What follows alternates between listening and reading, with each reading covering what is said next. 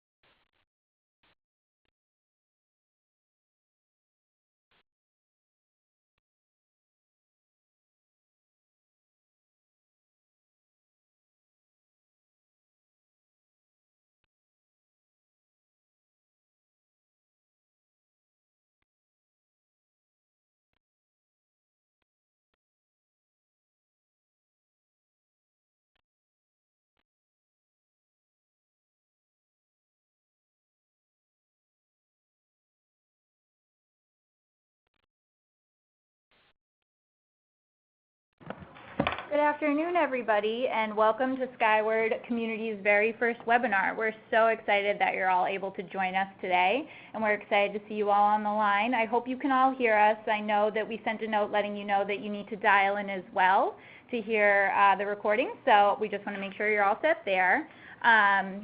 But yeah, thank you for joining us today. My counterpart, Molly Berry, is here. The two of us make up the Skyword Community Management team, and we're really excited to bring you this webinar. We've compiled a lot of feedback from writers, and we want to use this opportunity to answer all your questions and allow you to hear from 2 of our all-star contributors and find out the ins and outs of how they're doing an awesome job here at Skyword. Hi everyone, this is Molly again. Thank you so much for joining us. We're really making an effort to engage more with our community, so we're hoping to bring on events like this so that more of you can kind of learn about what happens behind the scenes here at Skyword and how you can gain more opportunities with us. I know a lot of you might be thinking this, or you know somebody who might be thinking this. This webinar will be recorded. We will have it available for everybody who signed up through our registration page, so we'll be sending it out to them afterwards. But if you know someone who maybe didn't know about this and they could, value from something we talked about today, feel free to forward it to them after as well. So with that said, I just want to walk through one feature. I can tell a couple of you have learned how it works perfectly fine, but because we're not going to have a major Q&A until the end, if you feel like you have something you'd like us to cover, that you want us to hit on at any point, feel free to use the chat functionality. You'll see it in the bottom left there. Just type your question in, and we'll try to address it at the end. Anything we don't cover, we'll do our best to summarize in some sort of messaging after the webinar. I'm noticing a few of you are raising your hands as well, but like I said, we'll cover any questions at the end, so just enter your question into the chat feature and we'll address it later. And as Molly just mentioned, please feel free to share any questions you have along the way in the chat feature. We will address them during the Q&A period at the end, but if you feel like you're going to forget the question, just feel free to send it over now. I also wanted to note that we would love for you all to engage with us on social media throughout the webinar, and as you can see, we have a designated hashtag here for you guys to share. It's #SkywordCMChat, so please follow along and include that in any of your social posts, so we can be sure to hear what you're saying as well.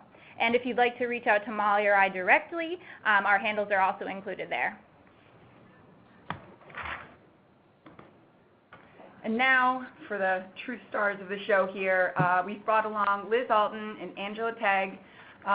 Two of our contributors who just have invested a lot of their time and energy into projects and several of our clients. I'd just love to give you guys a brief hello. They both approach their freelancing styles differently, whether it's kind of their approach to their business or the content they cover. Liz definitely takes more of a B2B approach. She does a lot of our tech or HR content, where Angela covers a lot of our lifestyle brands. But like I said, each bring a lot of really special talents to the table, so we're hoping to give you a sneak peek at what that looks like today. So I don't know if you guys want to just give a brief hello. Hi guys, this is Liz. I'm really excited to be here. I'm seeing a lot of familiar names on the attendee list, and so really looking forward to diving into some of the Skyword team's questions and hearing from you all in the audience as well. Hi everyone, this is Angela Tague, calling in from Sioux City, Iowa. I am super excited for this webinar and to answer your questions at the end and to give you lots of actionable tips and advice. You can do this. It's an awesome career. Thank you both. All right, so we'd like to kick things off. Just to give you guys a feel for how this webinar is going to go, we have compiled a list of questions for Angela and Liz based off the feedback we receive on a day-to-day basis and a lot of questions that we see come into Molly and I on the community email. So we want them to answer these questions, tell you kind of how they're kicking butt, and we're going to kick things off by asking them how they really made the jump to full-time freelancing. How did you guys get started? When did you know it was time? What was your experience like? Fantastic. Well, this is Angela jumping in first. I actually had sort of an aha moment back in 2009. I was working at a local newspaper full-time as a features reporter and photographer. I went to school for journalism. And, that was my career plan. I was working through various, newspapers throughout the years, and I was perfectly content. And one day I was talking with one of the gals in the office. We were standing at her desk going through the latest issue of the paper, and she was asking me some questions about an article I had written, and she kind of looks at me and she says, "So what else have you been writing? I know you do some work on the weekends." I said, "Oh, yeah." And I started kind of talking to her about some of the things I was working on, and she looks at me and I look at her, and it was kind of that moment, and she said, "You really like it, don't you?" And I said, "Well, I really do. I've got a lot of different clients, and to be honest, I make more money per hour, and I have a lot more flexibility in my days when I'm freelance writing." She looks at me and she said, "Do you think you could do it full time?" I said, "I don't know." So I started tossing the idea around in my head and started crunching some numbers and started talking to my clients and really laying some groundwork to see if I could do this. And I asked my boyfriend at the time, who is now my husband, if he would be supportive of a career that, would take a little while to get off the ground. And he said, absolutely. And as I was trying to make my decision to go full-time freelancing, unfortunately, my mother-in-law, his mother, was diagnosed with breast cancer. And I just knew I wanted to be around for her more, to help her out at her chemo appointments, to be more supportive, and just have a more flexible schedule. So I did it on my birthday. I turned in my notice to my publisher, and I said, you know what, I need to make a change. I need to be around for my mother-in-law. I don't need these 12-hour work days.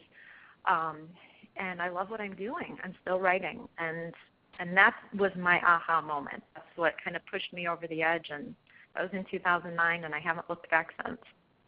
That's an awesome story. Thanks for sharing, Angela.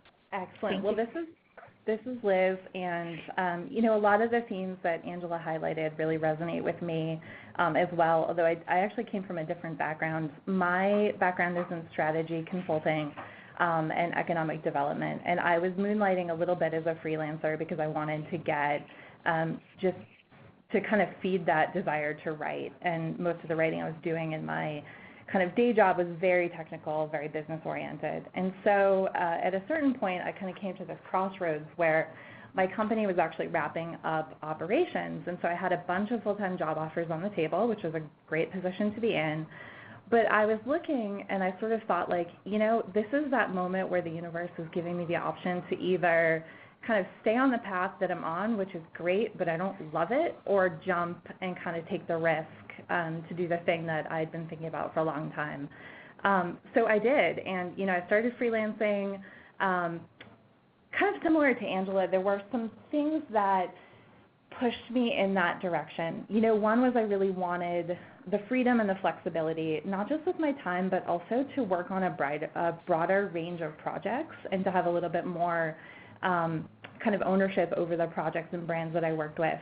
And the second thing that really stood out to me about freelancing was that there wouldn't be an employer that was putting a cap on what I could earn. As much as I was willing to market and sell and work, the upper limit on my income wasn't guided by a raise or internal equity. It was up to me, and I really loved that sense of just kind of freedom and control over where I was going. And so I've been doing this full-time since 2011, and there's definitely been an evolution over time. It's taken a lot of investment, but I wouldn't do anything else, and I can't actually imagine doing anything else in the future. So we don't want you to. Fantastic. No, and I feel like you guys really have evolved and embraced kind of your new lifestyle, which leads us perfectly to our next topic, establishing your digital presence. I'd love to learn a little more about how you guys really launched your websites. What was that process like for you? What was the purpose behind it? Kind of what has it done for you now? That is such a great question, Molly. This is Liz again.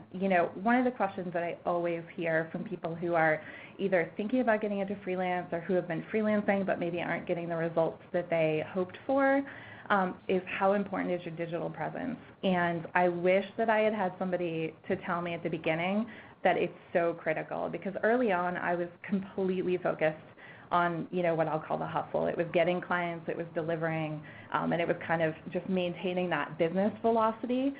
But at a certain point, my career started getting to a place where I was working with brands I was really excited about. I was sort of becoming established in my my niches, which are like B2B and tech and marketing. But then I was realizing that I was missing these opportunities because I didn't have kind of a centralized brand. And so I realized when it was really time for me to kind of next level my career, that I needed to invest in a digital presence. And so for me, that really had two parts. One was establishing a website, which has evolved. I think I'm on my third version of a website, which I just relaunched. And for me, I use it primarily as a way to kind of house my portfolio, and also kind of provide a place to send prospective clients and brands who want to learn more about my background and my approach to marketing and writing. And then at the same time, I think it's also really important to invest in the social side. And so for me, I've really focused on LinkedIn for networking and kind of building my relationships with editors and brands, and then on Twitter for kind of promoting content and really giving a boost beyond the writing that I do to the brands that I partner with. And Angela, how about you? I know you kind of have a different approach to kind of the websites you run. I think you have two different websites, but you also use, I know your Skyword page is a kind of a portfolio. Can you tell me a little more about how you've established your digital presence? Absolutely. My start with that is very similar to Liz's. In fact, I didn't have a website and a very good digital presence at the very start because I was so focused on gaining new clients and gaining new projects and getting the work done and just nose to grindstone, fingers to keyboard. I was just working so hard every day. And I didn't have a website right away. I actually started my social media accounts first. I'm very active on Twitter and Facebook, Instagram, LinkedIn. I'm a little bit everywhere since my focus is lifestyle writing. And those are fantastic. But if you think of social media like a rental property, they're great to live there for a while, but there's no guarantee they'll be there for the future. So I look at having a website as a writer as your property. You own it. If you are paying for the web hosting, that online presence will be there for as long as you need it to be. So I didn't actually start a website until I was named Writer of the Year by Skyword in 2012. And I received a lot of email and Twitter messages after that award with just questions. How did I get to where I am? How did I become a freelance writer? How do I get clients? How do I make money? And I thought, people are asking some really good questions, and I really need a website. So my site, webwritingadvice.com, was born, and I take a very content marketing approach with my website. I post a new blog post once a week and try to educate my readers, all those people that were reaching out with questions, as well as it's a marketing tool. It shows my writing style. It has a link to my Skyword portfolio so they can see writing samples from various clients. And it's got a bio and, all the things you would expect when you're trying to check out a writer. And now I notice, on the back end of WordPress, I can see who's coming into my site. And for anyone out there that's wavering on whether or not you need a website, you do, because I check every day and I can see people are coming in from my Skyword portfolio, clicking over to learn more about me. And they're coming in from different avenues, and they're all going straight to those bio pages to see who I am before they want to hire me. So a website is huge. Social media is huge. If you're wavering on any of it, just do it. Yes, I 100% agree with everything you've said, and it kind of leads me to kind of a few points I want to establish. I know from the recruitment perspective, Lauren and I take websites really seriously. If you feel like you aren't fully investing in the platforms maybe you're using, and it's a lot for you to upload samples or fully flesh out your bio, even though I strongly suggest you do that, having a website of your own is really a great way to promote yourself beyond just those platforms. Shows that you're committing to your brand. It's establishing yourself as a professional, and it's saying, well, naturally, if you're putting that much effort, potentially money behind it, that you're in it for the long haul. And it's a chance to really display your portfolio. You never know who could come across your page, and I know from the writing perspective that we naturally need to see writing samples in order to be able to onboard somebody for a new brand we're working with. So certainly a place to put your portfolio on display. And lastly, contact information. It's not on the slide, but you should have your contact information readily available. I know people don't like getting those bots crawling their pages, so there are creative ways to display your email without putting it flat out there. But I highly recommend making some sort of contact page so that we can get in touch with you. Yeah, I have to agree with Molly there. Sometimes they'll be looking to bring a new writer on board, and we won't be able to find their email address anywhere, and then we're resorting to LinkedIn, and it's kind of a merry-go-round. So having your contact information there is key on all of your promotional sites. But yeah, so we want to jump into the next topic, which is the hunt for new clients. Who doesn't want to know about that? Yeah, exactly. So we know there can be a lot of questions surrounding what is it like to seek out a new client when they're an individual client and you're going directly to work for the brand versus when you're hunting for a new client through a content marketing platform. So we kind of wanted to throw this out to the ladies because obviously we're only familiar with one side of that. But Liz, feel free to take this one away. Yeah, this is the golden goose question, right? As a freelancer, you only have so much time that's billable every week, whether that's 20 hours, 30 hours, 40 hours. And you need to, as much as you're on the hunt for clients, you also need to be really strategic about who you work with. And I think one of the things that comes up in discussions in writing groups all the time is everybody has a horror story about, getting into a project and either finding out that a client is really weird or, the project wasn't well defined or they simply aren't getting paid. And these are freelance nightmares because if you're not producing and you're not getting paid, then your bills aren't getting paid and this isn't a sustainable career option. So for me, it really kind of comes down to one core question, which is, do you work with individuals or individual brands, or do you work with platforms? I will say that probably 80 to 90% of my work now comes through content marketing platforms. And I choose platforms for a number of different reasons. One is the stability. You know what the payment cycles are. You know that that's reliable, so that's never a consideration. You also get access to, I find, a variety of opportunities and brands that you just really don't qualify for on your own because a lot of the big splashy brands, whether those are kind of the hot startups or those are the Fortune 500s, they're not hiring a lot of direct freelancers. They're working with agencies. They're working with platforms. And so that kind of is a great way to make those connections. And then I think sort of the final benefit of working with a platform in particular is really just knowing the kind of support that you get around things like editorial and technology. I do want to address the individual brand relationship. I do work directly with one sort of Fortune 500 brand. They've been a client for a long time. And I will say that it's been a great relationship, but as an individual writer, it does require me to bring more assets to the table, meaning I have to employ an editor, I have to employ a copy editor, I have to get research support, I have to carry certain forms of insurance. So when you do the trade-off in terms of the ROI for that client, it's worth sort of just evaluating those two sides of the coin. For sure. Yeah, that's very valuable insight there. And then Angela, I know that you had mentioned in the past that you mostly work with content marketing platforms right now. So kind of what are some of the benefits you see around that as well? Absolutely, yes, and I agree with everything Liz said. And I do primarily focus on working with content platforms or agencies because they streamline the process. Everything is taken care of in one place. As a freelancer, it doesn't mean anything if you find a client if you can't get a paycheck.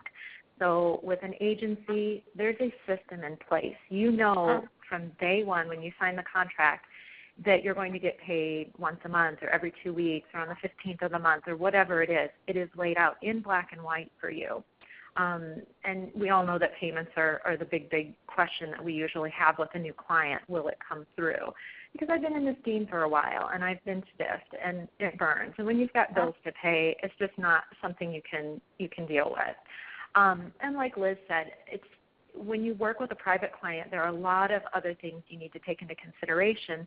But when you're with a platform, you have copy editors, you have strategists, you have helpful guides and webinars like this to help you in the process. It's kind of a one-stop shopping. And I think the really key part of working with a platform is to think of it like an umbrella. It's an umbrella over multiple clients and multiple work opportunities. So if you do a good job with one client through an agency, they're all in an office. They're going to be talking to each other and say, hey, Angela worked with this client. She did a really good job. You got this new one coming on. Why don't you see if she wants to work on that project too? So it can become a domino effect. I know at one point, and remember, I do this full time. I'm working, 40, 50 hours a week. At one time, I think I had 21, 22 different clients through Skyword on my dashboard. Now, I wasn't writing for them all every day or by any means, but, when you do a good job, it gets noticed and it gets you more work. And I know that's the bottom line for everybody when we talk about the hunt for new clients, is having those clients. And when you can do it all under one umbrella, it's so much easier. It reduces a lot of headaches. Awesome. Thank you, Angela, for sharing that. It's super helpful to hear your experience and how you kind of use Skyword as one umbrella to find all different types of clients and manage them all at once. So just a few key takeaways here. I think regardless from both Liz and Angela's statements, that you find that regardless when you're hunting for new clients, you need to be careful and you need to be selective. But when you are taking on a new project, just a few things to consider is the client management. How much time is going to go into managing that relationship? Are you going to have folks on an editorial team actually editing your work, or are you going to be the sole editor transcribing all the interviews and so on and so forth? Consistency with payment. When you work with an individual client, you kind of set that up on your own versus with a platform, especially here, we pay twice a month and you know that's coming on those dates there. And then the time that you're allotting, for the workload that you're taking on is always important to evaluate. And you want to hit income goals or aggressive income goals. With the platform, you can take on more and more and more, make more and more, and then sometimes there's room for negotiation there versus with an individual client. There may not be as much room once you sign a contract. And then opportunities for future work. An individual client can always recommend you to another colleague or friend of theirs. But with Skyword, you have a whole team all in one place, and when you're doing really good work with them, there's a very good chance they're going to recommend you to their buddy sitting across the hall. So just wanted to highlight a few of those points, and I hope that was helpful for you guys. There's one other thing I wanted to kind of add here. I think Liz mentioned it. It comes back to not always knowing what the client wants either. I think sometimes it can seem really obvious. It's a financial client. They want information on finance. Naturally, I'm a finance writer. This makes sense. You'd be so surprised what some of the, our clients, our brands come to us asking for, wanting actually more lifestyle work or the perspective of the small business owner. So I think sometimes, too, it's easy to jump to conclusions about what certain clients might be looking for and maybe pursue the wrong client without even knowing. So at least from the content marketing platform perspective, when you're recruited, we already have that insight in mind. So really kind of doing a targeted recruitment process at that point, which is why when we say, when you create your profile, like identify what your areas of expertise or experience are so that we're able to leverage that when we're exploring new options for clients that come to us with really kind of specific or odd asks that are outside the obvious. For sure. So next, kind of the golden question we joked about in preparing this. Everybody wants to know how to land new opportunities. Why don't we just open this up to you, Liz, before we really get into it. What do you do to gain new opportunities? What works for you? Yeah, it's a great question. I think that as I was sort of thinking about this question, I was thinking that, I come very much from a B2B perspective. I work primarily with brands often that are talking to other brands. And so for me, one of the key things was really figuring out that I had a unique positioning point, which is that probably 90% of my clients are actually me helping enterprise brands create content that helps them sell to small and mid-sized businesses. And that sounds so niche and specific, but actually there's so much demand for that kind of work. And so I think step one was really dialing down and saying, okay, what do I uniquely bring to the table? And then beyond that, when I first started, I was doing all the marketing, and people will know you're sending pitches, you're sending letters of interest, you're networking, you're doing social media, and then at a certain point you have to take a step back and 80-20 it and say, okay, but where are my real opportunities, like the opportunities I want to pursue, kind of coming from? And so for me, that really comes from, I would say, three key places. One is actually focusing on a core network of content platforms that I've had established relationships with for a number of years. Like for Skyword, I've worked with probably 24 clients at this point, and some really fantastic brands from like Hewlett-Packard to ADP. And so really investing in that and making sure that I'm consistently updating my portfolio, keeping my bio current. Am I developing new areas of expertise that I want to kind of focus in on that the community team or the editor should know about?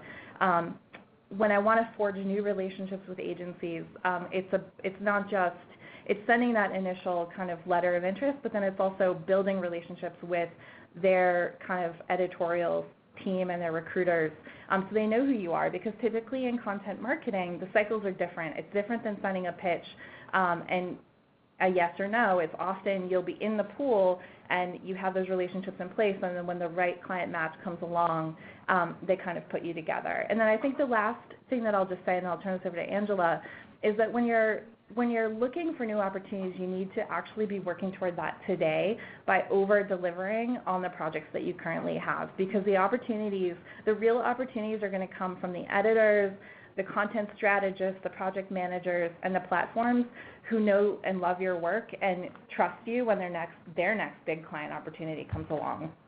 And I can, from our perspective, the Skyword team's perspective, I can't emphasize that enough. Like establishing a great relationship, turning in clean copy on time, being able to pick up that extra project when somebody else drops an article, like being able to come through for your team really does make its mark on our end. So awesome point there. Angela, I'll send it over to you. Kind of what, you said you like to use platforms as your primary way to gain new clients. What are you doing to set yourself apart when you know you could be going up against 2,000 other writers in a talent pool. Exactly, yes.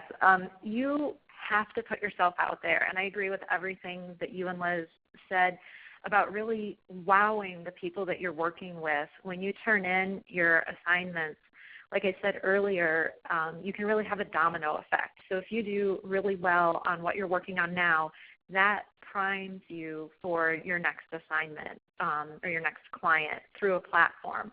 So keep that in mind. But I want to go beyond that, because what if you're listening to this webinar and you're thinking, gosh, but I haven't even got my first client yet.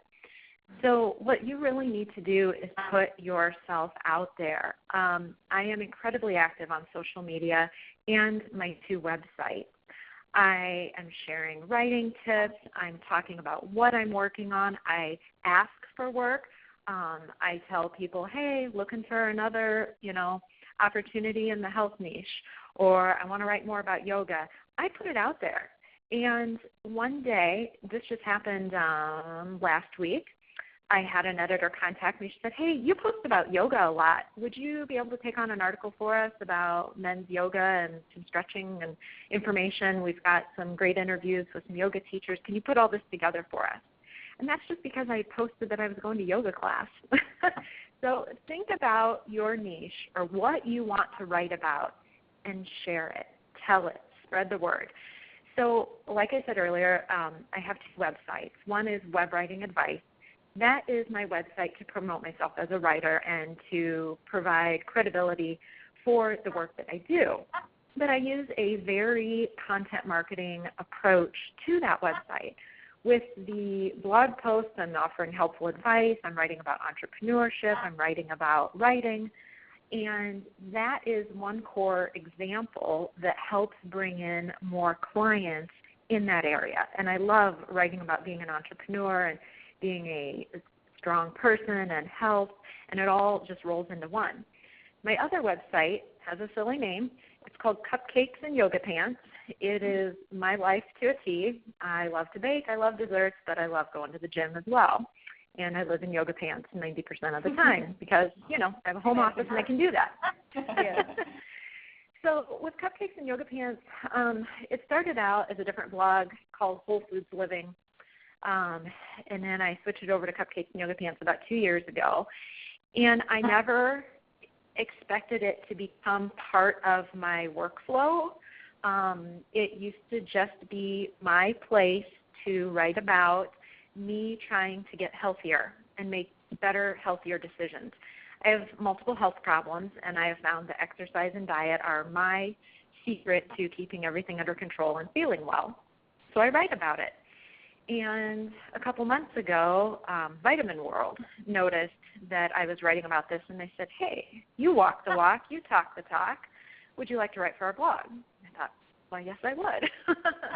So whatever it is that you love, whatever it is that you're passionate about, whatever it is that you want to start writing about professionally, do it now, even if it's on a personal private blog like I do with Cupcakes and Yoga Pants, or whether you're tweeting about it. People will notice. And another thing about social media and your digital presence is it's a place to communicate. It's not a one-way street. Don't just post. You need to communicate with other people and follow people. Go to Liz's page, go to my page on Twitter, see who we're following. Look at what writers we're following. Look at what marketing people we're following. Follow those people. There's your homework assignment. Or follow the magazines that you'd like to write for. There's a good chance they're working with agencies behind the scenes. So your digital presence is huge for landing those new opportunities.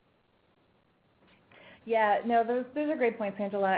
This is Liz. I just wanted to add one thought. I think Angela's key takeaway, which is if you're in the lifestyle space, you really have to walk the talk. There's kind of a B2B or business application for that as well, and a lot of people will say, but how do I stand out as being passionate in the tech space, or how do I show that I'm really excited about finance? And the truth is that, I'm a giant nerd, and when I'm relaxing with a glass of wine, I'm literally reading the Harvard Business Review. It's sad, but it's true. And I think that passion actually comes through. And so I think there's a lot of different ways that you can show that, from share things that you read, show the trends that you follow, and make sure that your writing portfolio doesn't just include kind of interviews and reported pieces, but also includes, and this is really key for like business, marketing, tax, finance, some kind of thought leadership type pieces. So in other words, your original perspective on current trends, things that are happening. And if you don't have a platform for that, use LinkedIn, use Medium, create a blog. And I've heard this from the Skyword team, I've heard this from editors, they're looking for that as much as they are to see that you've published in Forbes or Fortune or other big name publications. So I just want to make sure that we covered that as well, because I think it's really key. I'm glad you brought it up, because we get that question all the time, and although we didn't work it into this original agenda, the question I get all the time is, well, if I don't write about that already and I don't have it in my portfolio, what do I do? If you don't have it, blog about it. I mean, Medium is free.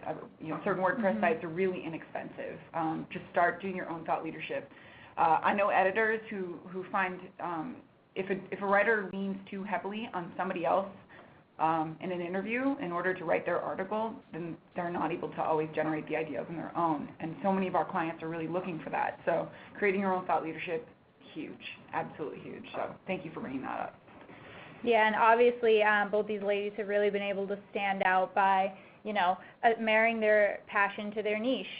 We talk about that all the time. If you're really passionate about something and feel like you have the know-how, get after it and blog about it, and share those blog posts and those samples on your Skyword profile. Make sure it's up to date on the reg. I can't tell you how many times we look at samples, and the latest are from 2013, inside tip there, which just kind of throws Molly and I for a loop.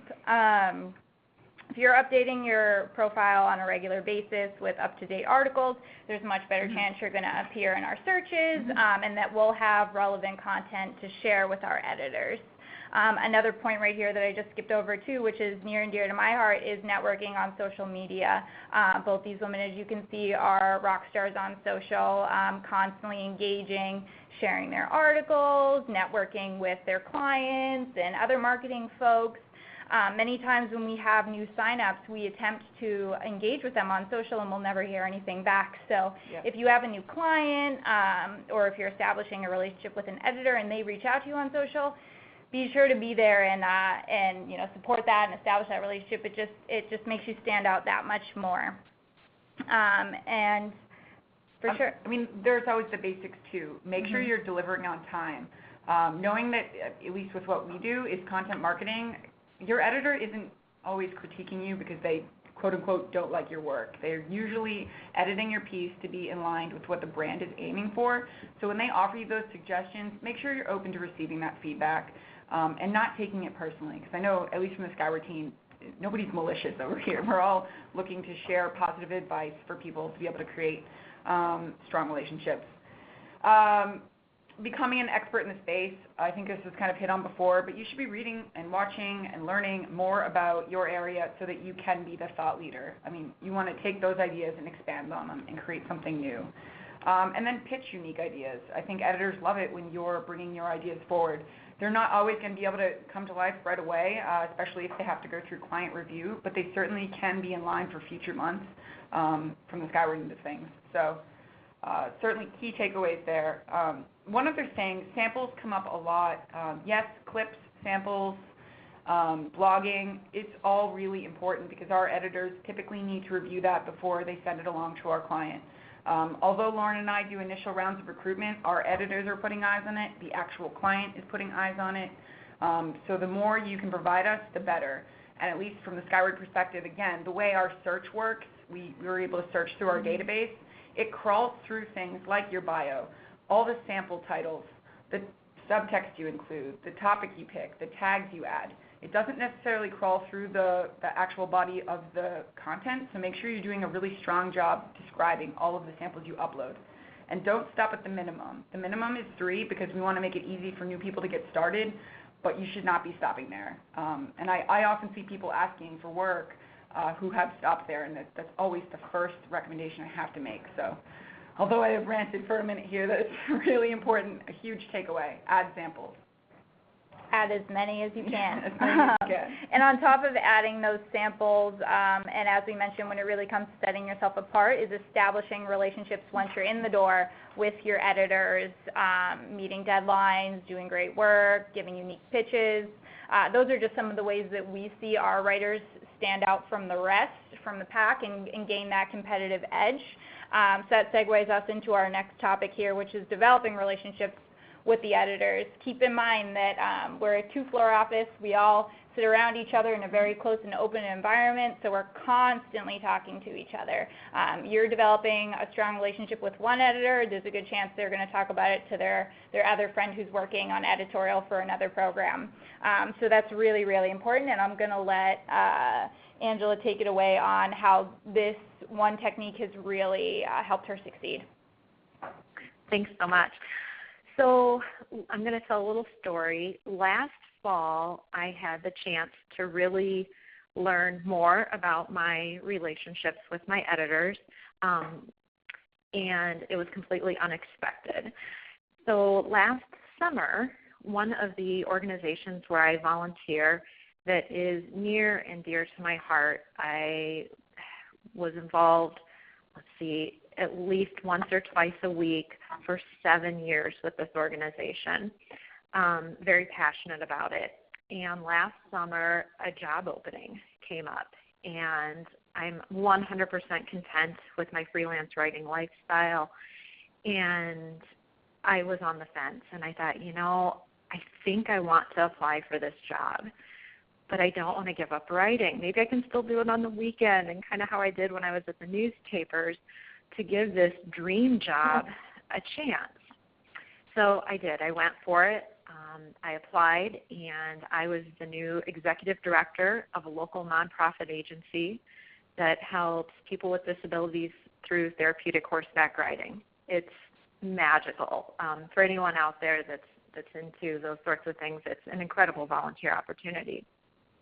And I thought, I can really make a difference. I can use all of my marketing knowledge to grow this organization, to really get it out there, to get the financial support that it needs. I am in heaven. And I started the job. I wasn't in heaven. Long story short, it just was not the right fit for me. I still love the organization. I love what they do, but it was just not the right setting for me.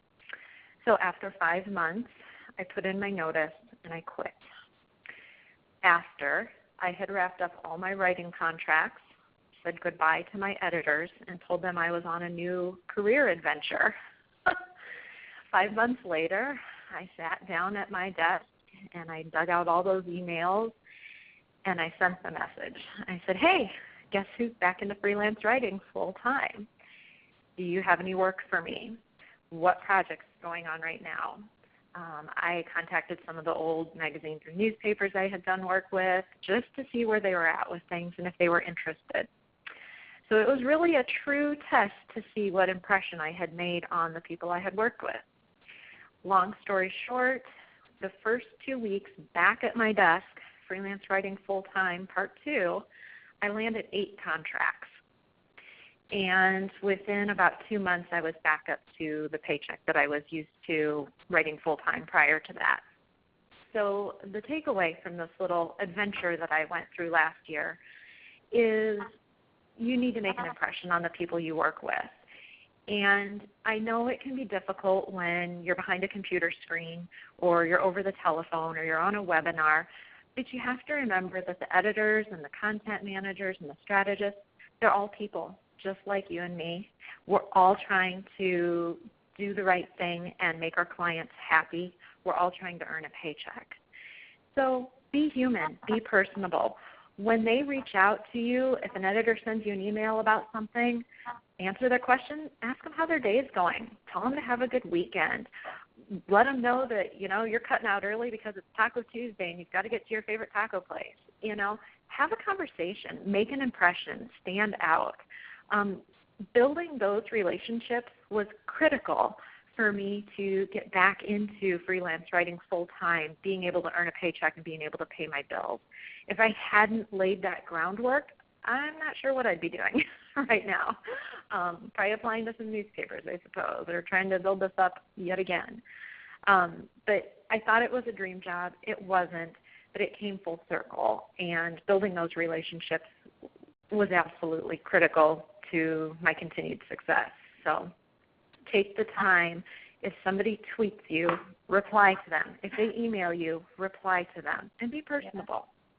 Yes. Yeah. I mean, if that doesn't sell you, if that story doesn't sell you on building relationships with your editors and with your clients, I don't know what will. But yeah, and some of you may be sitting there. I know Angela offered some tips, but we have a couple extra for you. How do I go about building relationships with editors? I'm only emailing them, once a month, to submit my articles. But we have a couple tips for you. Just take advantage of the introduction. You can open a dialogue, chat with them a little bit about yourself. We know you probably think they're busy and have a million things to do, but they really like getting to know the writers on another level, and they will take that time for the most part to engage with you. And then reach out to them via email. It doesn't always have to be just about the assignment that you're doing at the time. Offer some suggestions, offer unique pitches like we've mentioned already. That will really make you invaluable to them.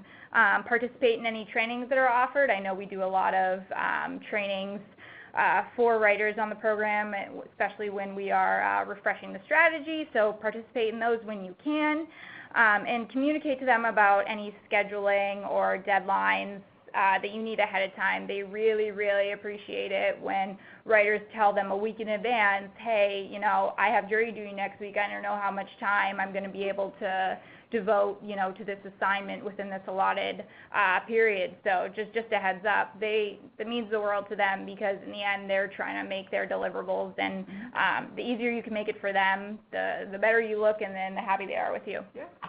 And when other people do that ahead of time, it usually leaves the open assignment to, hopefully go to you. Yeah, exactly. All right, next, another kind of golden question. We get this a lot. Determining your payment rate, or what does Skyword pay? So I kind of want to clear the air on a couple things here, just so anybody at home kind of gets the Skyword answer here. First and foremost, you should know that Lauren and I are always advocating for our contributor community and recommending new pricing models to ensure that we're staying competitive with the other companies out there. So you should know that. We are fighting for you. Fighting for a higher payment rate. Yes. However, every single program that we have pays different. Honestly, it depends on the brand. It depends if it's a short article, 300 to 500 words. It depends if it's a little longer, from 500 to 800. It depends on which vertical. Is it lifestyle? Is it B2B technology? Is it enhanced content with a white paper, ebook, or are you just doing copy for an infographic? It truly depends on the depth of what you're creating. If you have concerns about the rate that you're getting, you certainly can talk to your editor or strategist about that. I know when Lauren and I approach writers for new opportunities, we're always really transparent about what the rate is up front, and we certainly don't, take any kind of insult from people turning, payments down for professional reasons. Like I completely understand that people have their rates and their limits. So that said, if you're uncomfortable with the rate you've been offered, no sweat, we'll still consider you for other programs. For sure. Don't feel like by turning us down once because the rate doesn't meet your requirements that you're off our list for any future engagements. We just want to throw that out there. We actually usually take note of what feedback you give us so that we'll know when to re-engage with you for a different project. Exactly. All right, next, Liz. From the freelancer's perspective, what factors do you look at when you're considering accepting a new rate? Do you have one set rate, or do you really have to evaluate the project before you determine that? Yeah, no, that's a great question. I'm going to try and be really efficient in answering this because I know we're getting short on time, but if there's follow-up questions, tweet me, email me. Basically, I use a three-pronged model to kind of evaluate payment. One is financial. I have an annual kind of income goal that I have to hit, which breaks down into monthly, weekly, daily targets. So I think about each assignment kind of from that perspective. I look at the you can look at it as $1 a word. That for me is not the most useful metric. So I'll look at my hourly rate. I'll look at whether a contract guarantees me 5 pieces a month. So I know that's going to be $1,500 in income, which gets me to my goal. So you can the financial aspect is one piece. The second is I'll often look at kind of what else is included beyond the writing. So if I'm just writing and filing copy, that's really easy and that's a pleasure.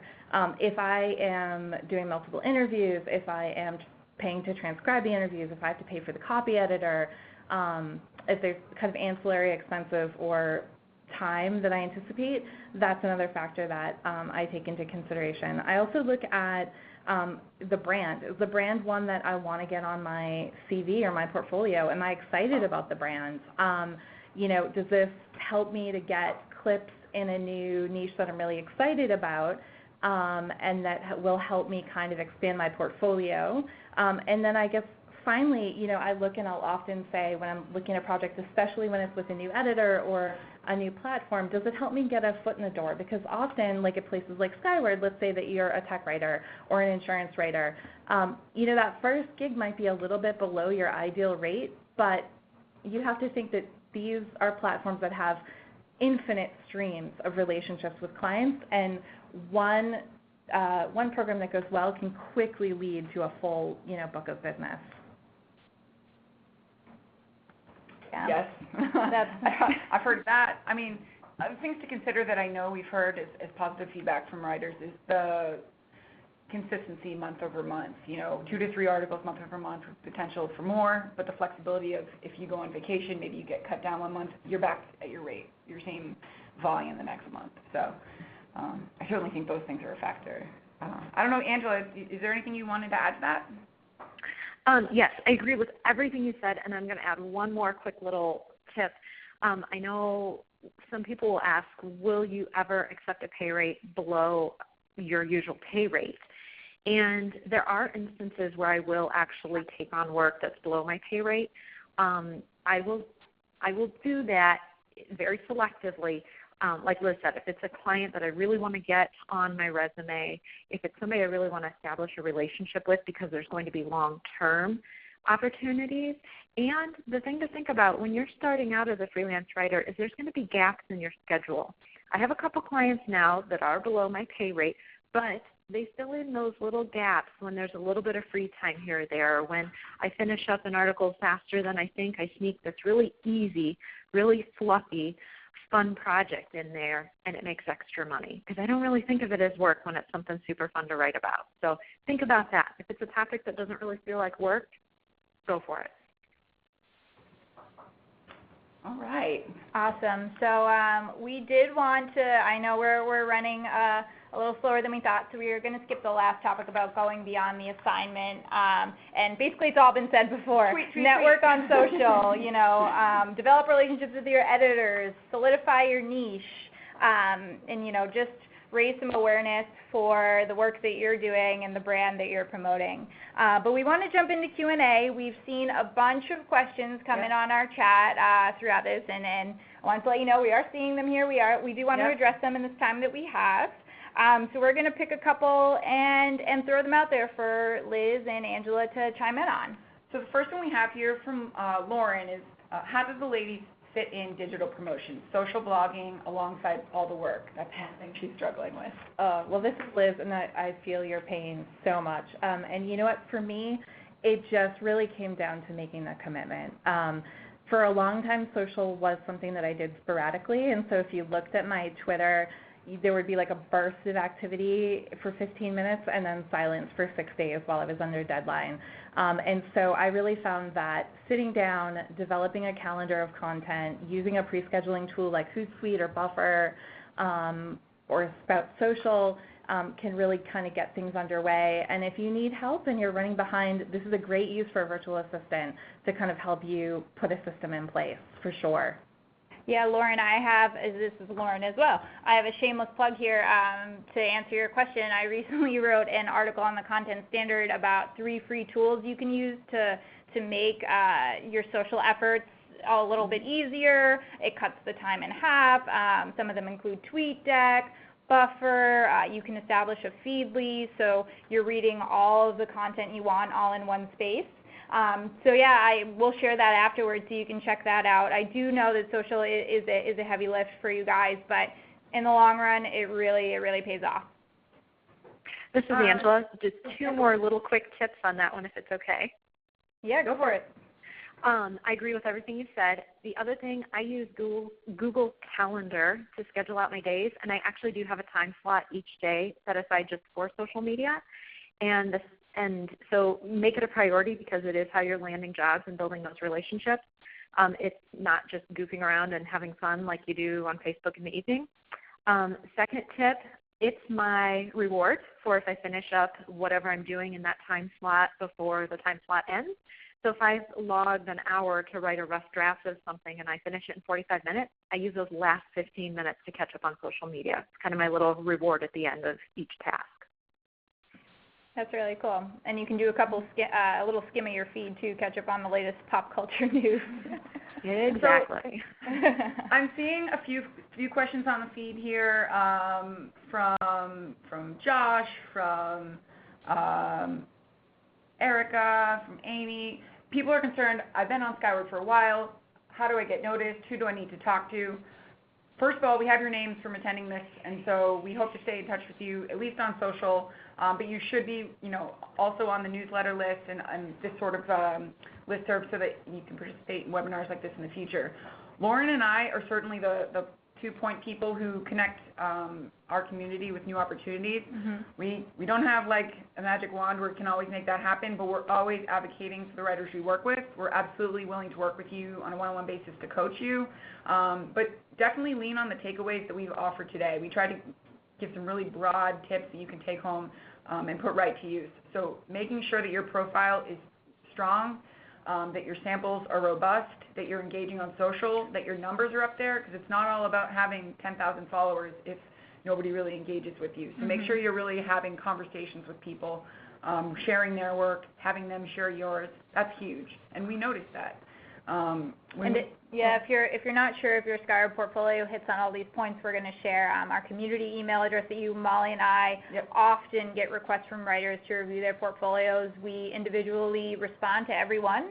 It is a big chunk of what we do here, so we will definitely look at your portfolio, make sure you're on the right track, see if we have any open programs. Like Molly said, we can't always wave the magic wand and get you set up with something, but it's definitely the first step to take to reach out to us and chat with us about your current profile and how it's looking, and we'll evaluate it for you. And on our Create for Skyword page, if you go to the main Skyword website and then click on Create for Skyward, we actually have had several of our strong contributors volunteered for us to display their portfolio. So if you want an idea of what a strong portfolio looks like, please go to that page and check it out. You can click it open. It will show you their external portfolio view, much like you all have, but you'll get kind of an idea of what an in-depth bio looks like when somebody's actually, when we say what does sharing your expertise look like, so many of these people have done just that. They also go way beyond 3 samples. They all have their own websites, things like that. I'm trying to see what else we have here in our question feed. I did see one question come up. I'm not sure who it was from, but they asked if they should delete samples after they're 2 years old.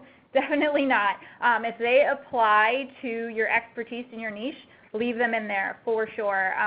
If it's from 2013 and it's really relevant, we want to see it, we want to read it.